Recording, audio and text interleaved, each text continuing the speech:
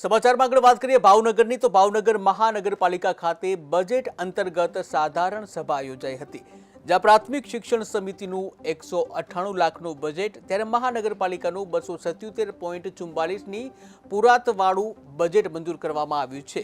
10 દબાણો વહેલી તકે દૂર કરવાની પણ માંગ કરવામાં આવી।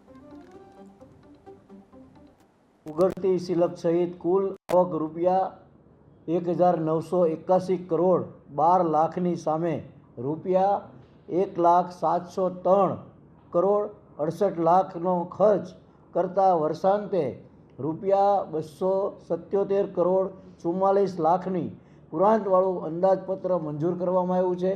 પૂરા દિવસ બપોર પછી આ અંદાજપત્ર રજૂ થયું ત્યારે ખૂબ ચર્ચા થઈ છે। ખૂબ તેમની કામ ક્યાં થશે, કેવી રીતે થશે, કયા કામ થશે, રોડ, રસ્તા, નળ, ગટર અને બસની પણ વ્યવસ્થા જ્યારે કોર્પોરેશન કરવા જઈ રહી છે તેની પણ ચર્ચા થઈ છે અને સર્વાનુમતે મંજૂર કરવામાં આવ્યું છે।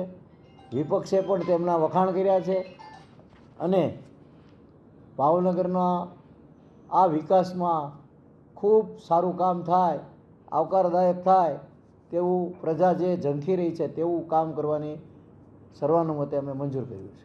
આ હથેળીમાં ચાંદ દેખાડી અને પ્રજાનો ટેક્સનો પૈસાનો વેડફાટ કઈ રીતે કરવો એવું આ બજેટમાં હતું।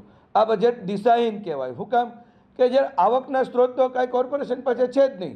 જે કાંઈ રકમની ચર્ચા કરી અને જે કાંઈ લોકોએ પ્રોજેક્ટ મૂક્યા છે એ ગુજરાત સરકારને આધીન મૂક્યા છે।